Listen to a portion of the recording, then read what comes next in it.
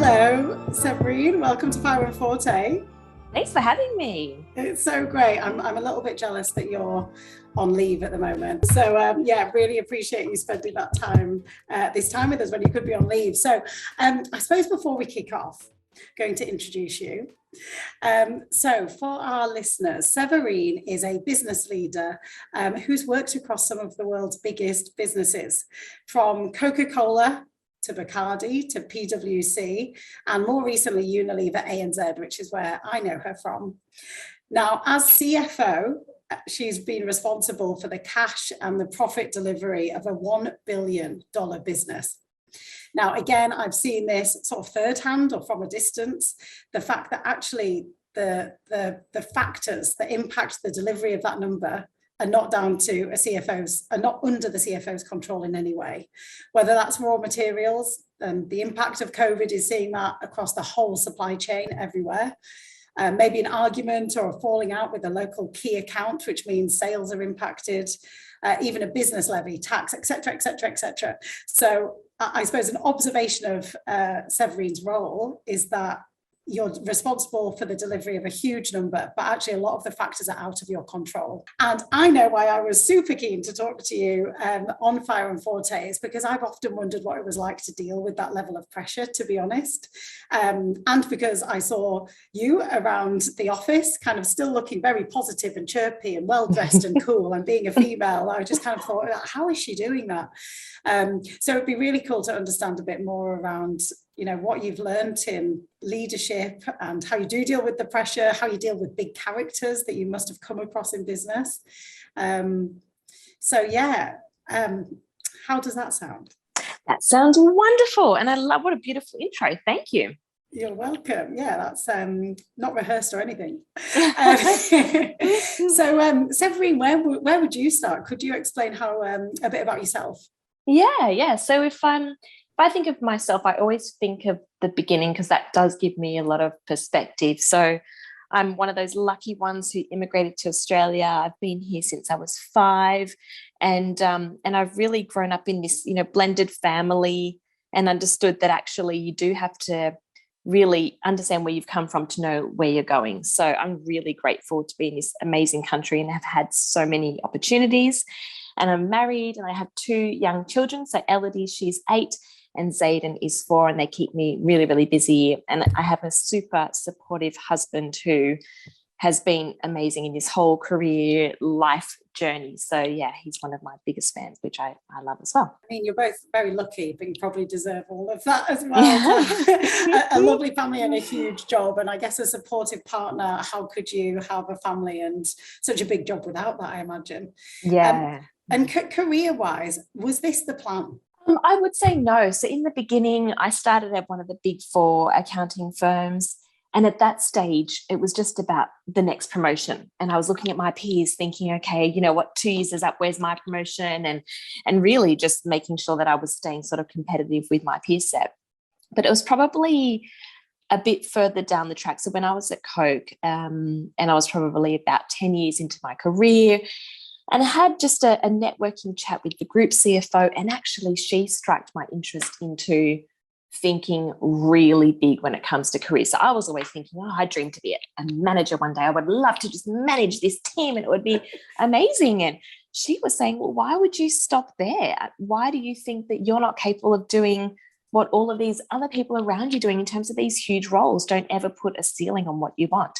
And I remember going home that day and thinking about it and really thinking, hey, actually, maybe she's right. Why do I have to set this limit of, this is where I'm going to go and that's it? And from then on, I really did start dreaming big. And I found that the more I dreamt about what I could be or looking around at people that really inspired me, I naturally sort of edged my way and pushed further along my career journey, just going towards this big sort of leadership role. That is so fascinating. That comment from someone really probably changed your trajectory. Would you link that to maybe a growth mindset? I would. I totally would. And I'm actually still in touch with her. So she's the group CFO of Brambles. And I still keep in touch with her, even for I'm about to change roles. And I reached out to her to let her know that, I'm going for this role and any tips or advice in terms of growing into this role. And it's this person that I find that is actually continues to make me think big and really back myself. And I think that whole growth mindset, whether it's yourself professionally or personally, but really not putting barriers on yourself. And I think a lot of people actually do that in their general life. Yeah. Do you think it made a difference that she knew you and that she was saying that to you from a perspective of, I've seen you operate? Yes, it totally did. Because I sat there thinking, well, if somebody so senior sees a little spark or something, some sort of potential in me, then there must be something there. So it gave me that little sprinkle of confidence to go ahead. Yeah, how interesting. And it's so maybe before visualization was being talked about so much, because to me that sounds like manifesting that you actually visualized and maybe manifested it, and then it moved you, propelled you in that direction. I'm a big believer of that, so don't want to get too spiritual, but this whole theory of the secret and really looking and dreaming, and the more that you dream, the more you naturally gravitate towards those dreams that you've actually got for yourself. So I have always believed in that once you can see it and you can feel what it would be like to be there, then you'll get there. So I do believe in that as well, and I would love to have a side conversation about spirituality or manifesting, etc. But I suppose on that topic, I personally find that sometimes real life feels so different to when I've been sat there in my garden visualizing this perfect life. In a role where you've been probably working late. I'm imagining, this is my visualization of the reality of a CFO, working late, numbers are looking horrendous, some last minute shock has come in terms of some stock hasn't arrived or something's happened to the P&L that you just can't close in time. How do you manage that, or keep the faith, if you like, in reality and in challenging moments? Yeah, it's taken a lot of practice. So I know in the beginning of my role, I took a lot of those moments very personally. So if I saw that, the numbers weren't stacking up and, all these headwinds, and I would think that we're all working so hard. Why aren't the numbers actually reflective of this hard work? And it wasn't even just about myself working hard. I could see everybody around me working so hard. And I had some advice from Marcus, who was one of the GMs in our business, who sat me down and said, you have to separate yourself personally from the numbers, because Severine Yerriah are not the published set of accounts. They are two separate beings. And I've actually had to work on that in terms of practicing that, take the moment where, yes, my heart sinks and I think, oh my goodness, another thing is coming like a tidal wave. But then I take a breath and then I move forward, because I know it's not me personally, and that, yes, effort is there, but actually outcome is not necessarily exactly linked to you as a person. Amazing. If you can implement that in all areas of your life, there's not a single person that doesn't take their performance, the wrong thing that you say in a social occasion, a meeting decision that was the wrong one. I think everyone thinks that is me and it will reflect badly on me. So that sounds like a really good habit to cultivate. So I'm going to move you to, we don't have to talk about age much, but because it is Fire and Forte, I was keen to know, because we're talking particularly to women that think, you know what, you're on fire, and is there something about this point in life that really just gives confidence, etc. So I was keen to know where you were in life at 40, maybe how you'd got to that point, and I suppose very importantly whether you had a party to celebrate your 40th. So I think, so in terms of 40 for me, it's probably that point in life where my confidence and my ability to know that actually I'm not going to be everybody's cup of tea, and it's totally fine. So I feel like I've just become so much more comfortable with who I am, how I show up, and it's my whole self. It's not just career, but who I'm at home, and whether it's, with the mums at school, I'm just completely comfortable. And the other thing that I've really come to sort of grips with is managing my own energy level as well, and knowing when I need to exercise more or eat better, or, you know what, just go out and have a big night with, you know, lots of booze and great food, or I need friend time. I'm really, really aware of my body. So I know physically where I'm at. I know spiritually, emotionally where I'm at and where I need to actually top things up. And I feel like the journey to 40 has actually gotten me there, because it's all those experiences getting me to that point. But it's this huge self-awareness of knowing exactly what I need at a certain point in time. And from a party perspective, well, I was in the middle of, my birthday was in December. It was COVID was ramping up, so it was cancelled. But I ended up doing something a few months later, as soon as restrictions were lifted, and I did this beautiful lunch. It was at Ripples in Chowder Bay with my closest family and friends. It's literally my tribe. You know, those people that you just, if you had to choose people to go and live on an island with, these are the people. They're the people that give me all this amazing, beautiful energy, and they're pretty much the same people that have stuck by me for years and years.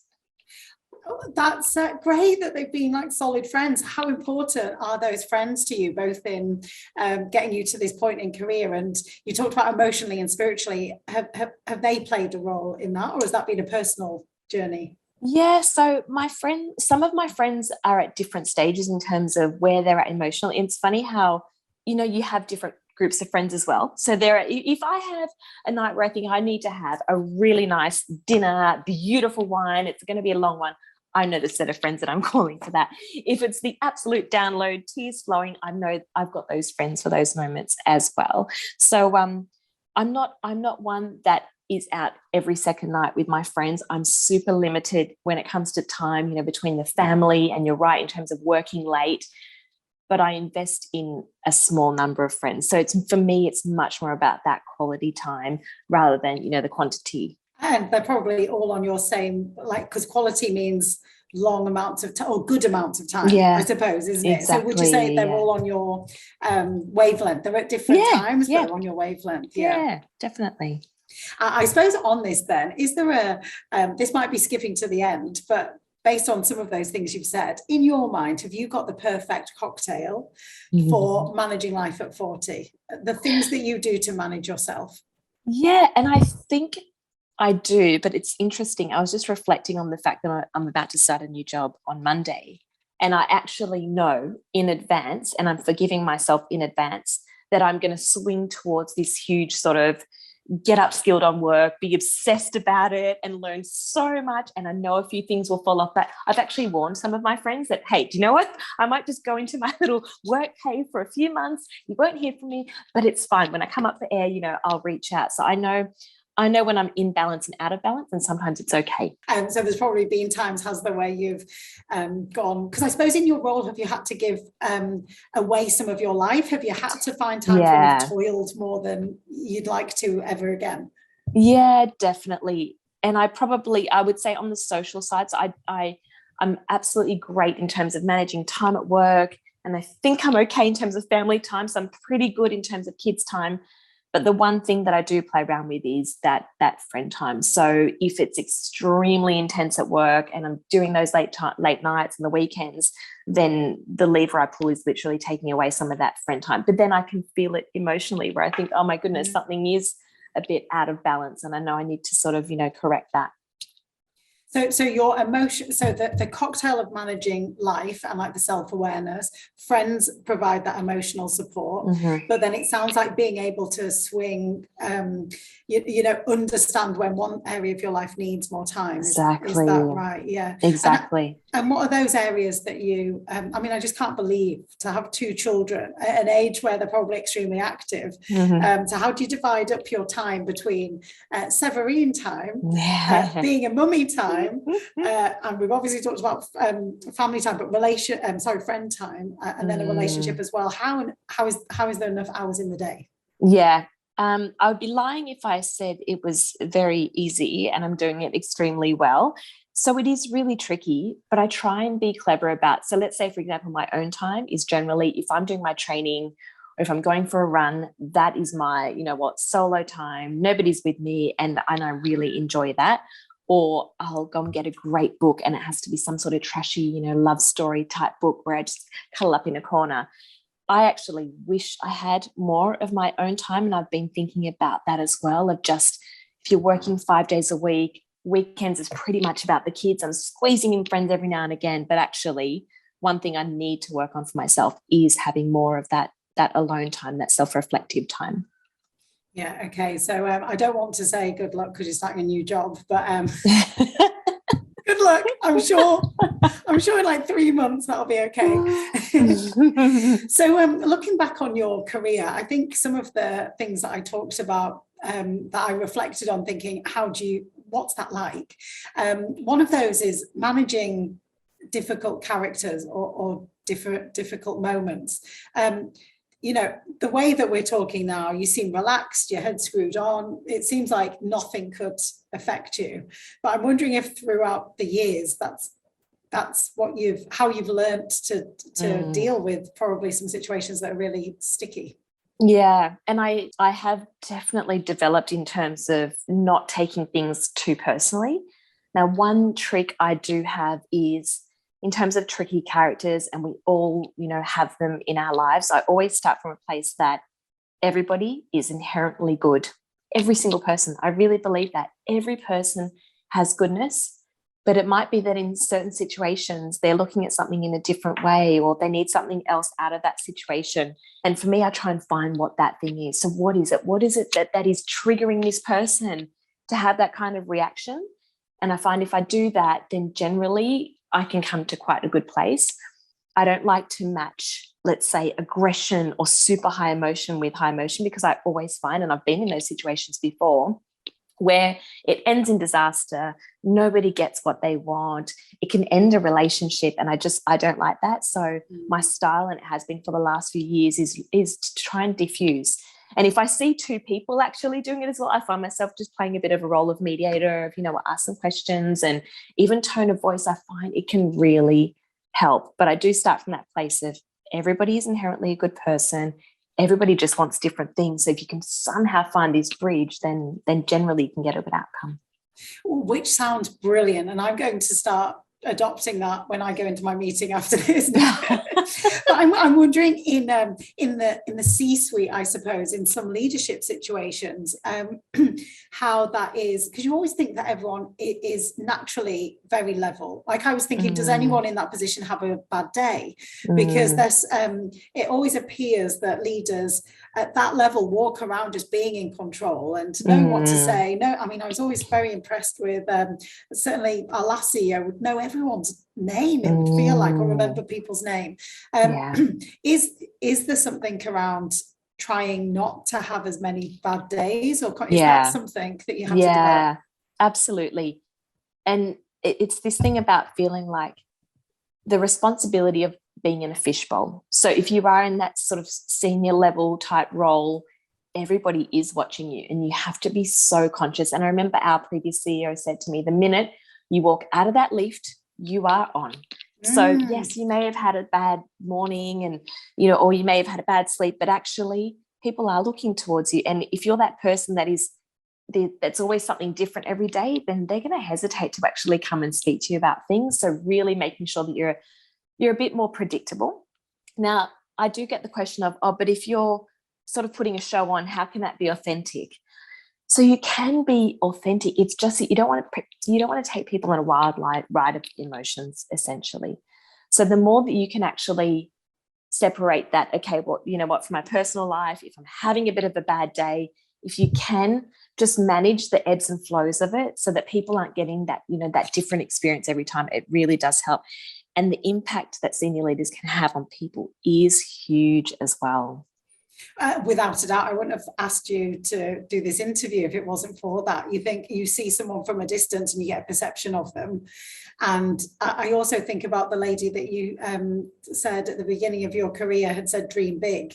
I'm sure if she had big, wild emotions, you might not have respected that as much. Exactly. That's exactly right. Yeah. Yeah, that's really interesting. Do you think there is a potential for all people to be leaders in some instance, or do you see that there's some traits that are nature versus nurture, I suppose? I find it fascinating. Sometimes I think, oh yeah, you know what, you can teach somebody to be a leader, but actually I think it comes down to somebody's appetite. So we just spoke about the fact that you can't sort of be on this wild ride of emotions. You do have to be composed. You are carrying quite a bit of responsibility. You generally get less coaching. You're more the coach. You're more about delivering through people. So instead of, asking the question of, could everybody be a leader? It's actually who wants it? Who honestly says, yes, I'm up for that. I'll take the responsibility. I'll take that privilege, and I'll know that there will be days where it's absolutely amazing and other days where it's really tough, and maybe there's not a huge amount of people to confide in at that point in time as well. So it's having some guts then, having some, it absolutely is. Conviction by the sounds of it. And who do you surround yourself with then? If you say you don't get coaching, who can you talk to? Is it lonely at the top, as they say?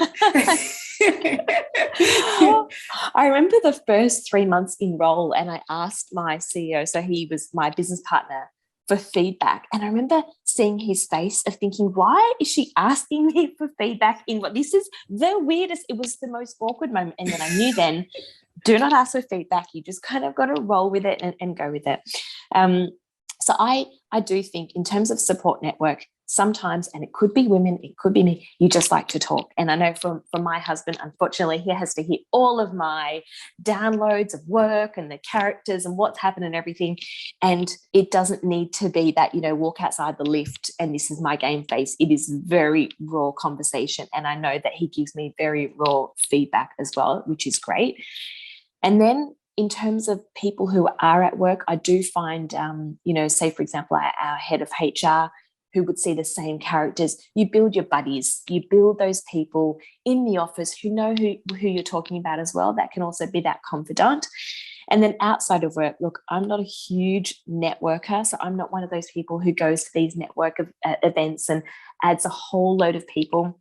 But I have a couple who I've stayed in contact with from previous roles as well. And I reach out to them for specific things. So for certain situations, I think, oh, yes, I remember this person. I'll reach out. They're really good at solving that problem. So it's actually remembering the right person for the right, And then you said earlier about friends and having a tribe. And I think absolutely. It sounds like having your cheerleaders. And to know who your entourage, your support crew that help behind the scenes, because behind every leader, like that fishbowl that you explained, there has to be people that helping that person be a human when they are tired or like loss of confidence or something.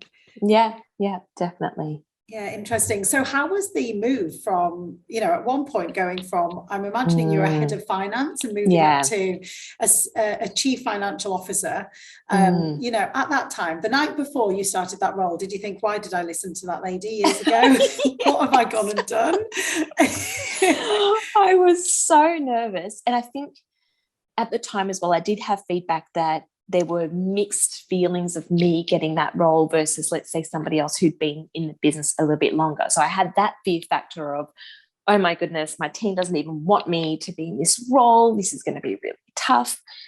And then from the first day, everyone kept comparing me to my predecessor and the way that he would run the team. And his style was completely different. I mean, he's amazing, but he was just so different. And then as I was hearing this, I thought, okay, well, actually, that's the CFO I need to be. Obviously, this is, if I look around at CFOs and accountants, they need to be super serious and ask all the tough questions and be really hard on people. So that's what I've got to do. And I spent the first 6 months sitting in meetings thinking, okay, what would he have said? And maybe I should frame it in that way. And it was absolutely exhausting. It was ridiculous and it just didn't feel right. And the great thing was I had this amazing full day leadership course with feedback, which was gathered, and it was 360 feedback. And the feedback was, I hope that Severine really does this her way and she puts her own stamp on the role. And it's not just about climbing the ladder because she's so ambitious. I hope she does something more with it. And then I realized over that weekend and thinking about it was actually I had to embrace the fact that I had gotten to the role because of who I am and what I bring and my upbringing, all these factors, all of my learnings. And I had to do the role my way, or I shouldn't be doing it at all. And I gave that feedback. I shared it with my team as well. to let them know that, I got the feedback and I was actually really hurt by it. And I was just, I was a bit of a low that weekend, but that I was going to change and I was going to be very raw, and I was hoping that they would be very honest and raw back with me. And from that moment, I just loved it. I loved it. I absolutely loved every single moment of the role. I feel like I have put my own stamp on how to run that team. What an absolutely amazing lesson, because I think that sounded like there was a role model there. Everyone, if you haven't seen maybe that many females also in a CFO role, because I assume that you did know the previous CFO, then you'd seen him operate. Yes, exactly. That's okay. right. So was he in some ways a role model, or was it more that you'd not seen that many other people in that position? I think I had only ever seen CFO roles done in a certain way. So in terms of close interactions to how these roles were run, and I don't want to play the female versus male card, but they were run in a very sort of old school fashion of, this is the way to go. These are the instructions, go for it. And I am much more about that whole passion and purpose. And if you give people purpose and the bigger picture, everything else happens. If we go in with sort of leading factors of how to make things better, then naturally the outcomes arise. So I don't think I had seen that before in terms of CFO roles. So that's where, for me, I thought, okay, well, you know what, I must have to run with how the old model was, but it just didn't suit me at all. Yeah, I think that's a great example, but I do think that everybody does it. Yeah. You believe that the world's got an expectation of someone in this role, whether it's someone who dresses a certain way or got a certain level of confidence, or, the first one to speak. So the first one to speak in a meeting or something. I suppose, how do you encourage people to be vulnerable at work? Because that must have been, I'm imagining that it sounds great to be vulnerable, but to actually those first few weeks, you're like, actually, this is genuinely me. It is kind of, is this enough? I'm not saying that it wouldn't be, but that would often be the concern, wouldn't it? Oh, that, is this how I'm meant to be in this role, or should I have totally leveled up the way that I come across through this promotion? Absolutely. And I think, and it really goes into your podcast, before you can do that, you have to be so incredibly comfortable with yourself. So, if I wasn't comfortable, then I really would be worried about opening up fully about, this is me, this is my life, this is my family, this is where I was brought up, because any of the feedback that was maybe negative would have hurt me. Whereas once you get to that place where you're so incredibly comfortable and you do open up, there will always be people that don't like it. There'll always be people that judge and think, oh, well, you know what, why is she telling me? Why is she telling me her purpose? This does not make sense. This is a business meeting. Tell me the numbers. And that's totally fine. You'll come across those people. But at the end of the day, I feel like I got more out of my team because the more I opened up, the more they opened up, and the more we had each other's back. So really just creating this amazing, open, honest team where we had each other's back. We had honesty corners where we just let everything out, and then we would bottle it up and then walk out and then be super professional to the rest of the organization. We need an honesty corner in every office. Please, can you explain the honesty corner? Where did that come from? So it was funny, actually. It came out of this thing of, this lonely at the top. And sometimes in big, clunky organizations, there are always things that you might get something from a global head office that internally you think, this is so crap, but I have to actually go and implement this. So what I would do with my finance leadership team is we would have these 30-minute or sometimes an hour download session where we would say, okay, this is the honesty corner moment, where it's not how you're going to react in front of your teams at all. This is just your absolute unfiltered personal view. We're going to get it all out on the table. And then at least we all know personally what we're thinking. And then following that, we package up and say, okay, right, now how are we going to land this communicate? How are we going to land this brief now to the organization? It's incredibly therapeutic. You know where people are coming from, and it actually gives you a really great insight into, okay, well, if my team's thinking this from that honesty corner perspective, the entire organization is going to be thinking about it. So how do we want to communicate and be mindful of what people are really thinking? And it wasn't anonymous. No, you were literally face to face saying this. No.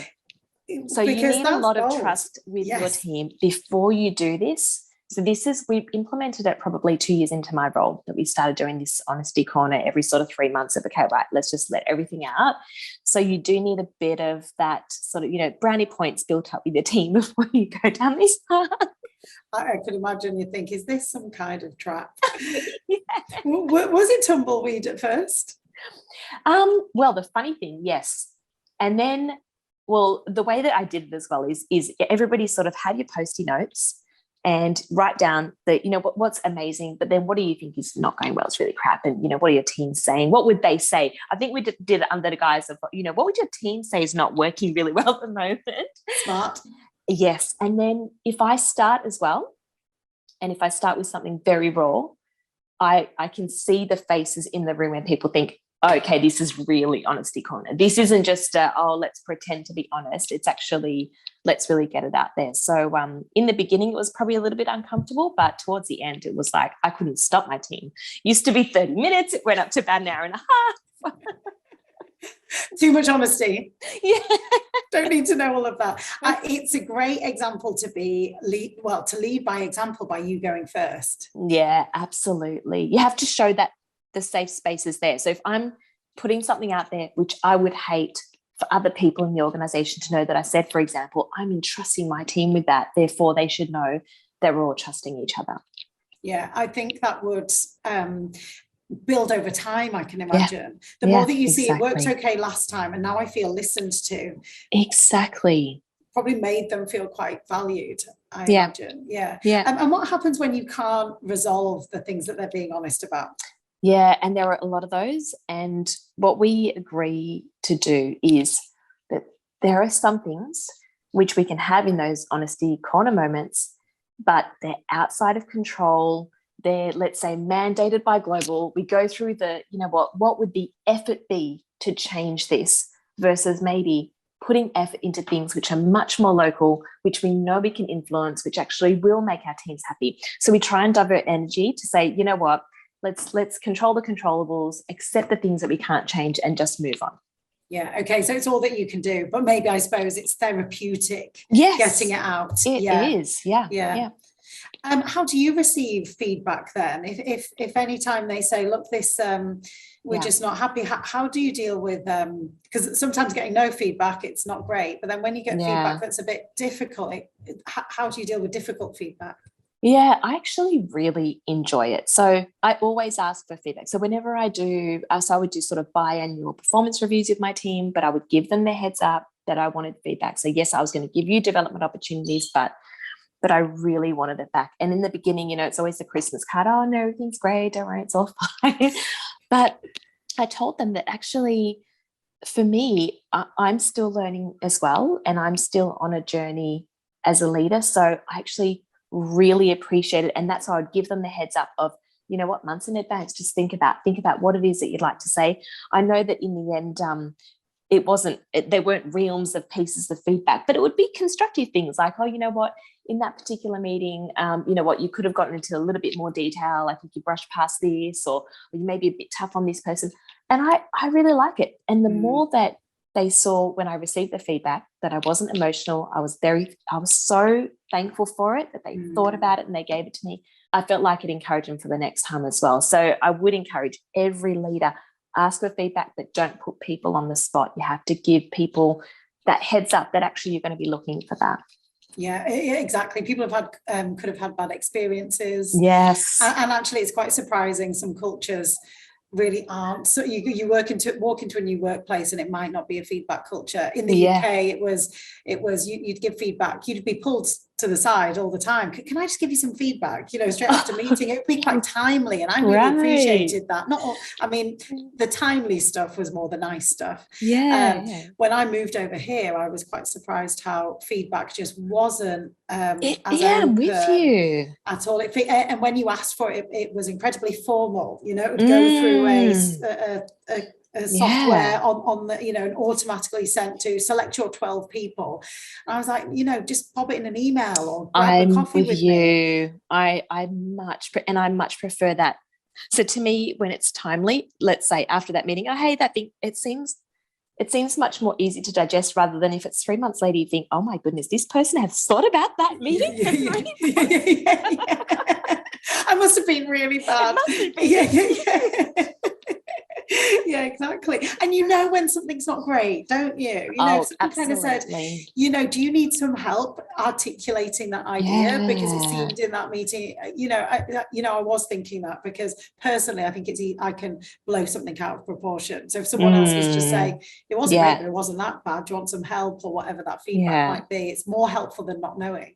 Yeah. But you know what else I find is every now and again, little pieces of positive feedback go a long way in terms of building people's confidence. So if somebody in my team presents at a town hall, for example, while they're on, I'll be texting saying, that was amazing, beautifully articulate. Just little things like that you go, you know what, it didn't need a big piece of formal feedback, but it's just something so nice. It can make somebody's day and it doesn't take a lot of effort from yourself. Yeah, I 1,000,000% agree. I think standing up in front of an audience, for instance, might be something that you have to do. In fact, I'd be interested to know how you got used to that, because it is something that you're just expected to be able to do.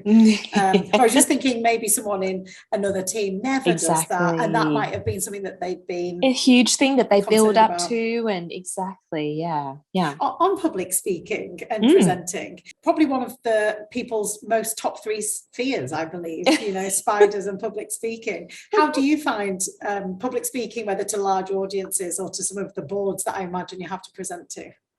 So I love it, but I have actually loved it since primary. So in primary school, I got into debating, and I'm so incredibly thankful. And the reason why I'm thankful I did it then is, so I always get nervous. I always get nervous when I'm, just about to go up. But I really embrace the nerves, and I embrace the butterflies. I embrace that feeling of, I'm not sure how this is going to go. And that is the tip to everyone. I always think to myself, it's only maximum for me 30 seconds of nerves. It's only 30 seconds. And I know I can do anything for 30 seconds. So I tell myself before anything, whether it's, a panel or one of those big events, I say, you know what, be nervous, embrace it. It's 30 seconds of nerves, and then it's actually totally fine. So yeah, I do enjoy it. I like things that make me nervous. So strange, but I suppose if you embrace it, it's horrible though, isn't it? But it's a bit like a long run. If you're doing it, I don't know if you've done half marathons or have you? Those nerves when you see an audience, don't you think, a crowd, and you just and you almost don't know why you're nervous because you run all the time. Do you get that? Are those excited? Yeah. And I suppose embracing them, what does that look like? Does it mean breathing them in and out? Does it mean leaning more into them or trying to ignore them? Yes, I actually, and then it's back to my visualization of how good it's going to feel at the end. So I recently did this, it was like a CFO talk, and it was just about, authentic leadership, and I was really nervous. It was the first time I had done something which was literally I had prepared a speech rather than a panel, which is a bit easier because, there's a few of you answering questions. I was so incredible. I prepared for something like 3 months in terms of my content. I was super nervous. But as I sat there, I thought about, after the speech, how nice is it going to be if, let's say, 1 or 2 people come up and say, hey, I really enjoyed the talk. And that's what I focused on. It was the thing of, afterwards, it's going to feel so good. I'm going to laugh at myself at how nervous I was. And I put so many hours into it. And that's what I do. I literally just try and visualize and dream about, okay, following that, it's going to be great. And could you feel the emotion of people saying to you, thank you afterwards? Yes. Right, okay. Yes. I do. And I pull from memories of where, if I've done something similar before, I think, oh, that felt so good. What's it going to feel like, if I do that? Even as I'm preparing for this new role that I start on Monday. So yes, I had this nerves of starting from scratch, but I'm already sort of like, okay, but 3 months in, I won't be nervous. It'll be great. I'll know a few people. It's going to be wonderful. So just doing that dreaming. It's the beauty of experience, though, It isn't it? is. You know that it worked last time, and so you know that it can work Exactly. again. Yeah. Exactly. Yeah, interesting. That's great, and I'm going to now move into some semi-personal questions. They're not very personal, but a few things that I would say have really made a massive change to me in the last year or 2 years is managing my alcohol, being careful about how much I drink, and also the impact of sleep and meditation. Yeah. So I think I'm still balancing, working out what that cocktail is of managing Hannah, if you like. I'm keen to know what other women's view of alcohol and sleep are, or if there are some, anything to comment on those It's two. so I am a huge believer of sleep, and I get between 8 and 9 hours of sleep a night, like religiously. I'm really, really big on sleep. And I watched this amazing TED talk, I think it was, on sleep and the long-term health effects and everything. So I really value that. Now, on the wine and alcohol, I could be a lot better. So pre-COVID, I used to only ever drink on sort of like a weekend sort of thing, or if I was out. And then COVID hit and I was doing homeschooling, and I decided, a glass a night is fine, but I haven't broken that. So homeschooling has stopped. COVID is pretty much, it's still there, but I still enjoy this, a glass of red wine if I'm cooking dinner or chilling out. So that's one in terms of a health habit that I think I need to improve on, is just, what I like having drinks when I go out for dinners and things like that on the weekend. But midweek, I'm trying to do sort of Monday to Thursday, don't drink at all. Oh, well, I'm quite fascinated that you can. You see, I think maybe it's knowing your own body. Yeah. Because if you can have that and you can still sleep, I've just realized it does not agree with me. I've almost trained it out of me. But actually, if you're getting that much sleep and you don't, is it uninterrupted sleep, 8 or 9 hours? Well, unless the kids wake me up, but generally I can, I'm fine. Amazing. And because I am a bit obsessed by sleep, I'm wondering if something big is happening at work and it is something quite scary, does that impact it? Do you know the funny thing? So a few years, it hasn't happened in a while, I used to get real night sweats. And it was probably back in the day where I would take results really personally, and probably the beginning of this role as well, taking results personally. If people didn't think that I was good at something, or if it was something quite a big life event, I would wake up completely drenched in these night sweats. And I was thinking, and my husband actually mentioned it the other day, that it's probably been a couple of years that it just hasn't happened. I have not had anything. And I wonder whether it's this managing my energy, not taking things personally, and letting things go. I feel like maybe in those days where I had those night sweats, I would bottle things up and have this big bravado of everything's fine, I'm great, I can manage all of this, and maybe it just came out in sweats in the middle of the night. Whereas now I'm sort of, I do let things go more. That's maybe an example of something that if you were to target the night sweats, that's the wrong thing to target. It's for something else in the mind, isn't it? Causing that. Yeah, it is, absolutely. Amazing. Well, we've gone through so much and I'm now really jealous. I might have a glass of red wine tonight and see if I can have 8 to 9 hours. Maybe I've gone the other way a bit too easily. Thank you so much. There's just so many great tips in there, so many actionable tips and pieces of insight, and also just very motivating. It was really nice. It was a lovely chat. You're a wonderful interviewer. Thank you. Well, I haven't finished yet. I've got one final one. Oh, okay.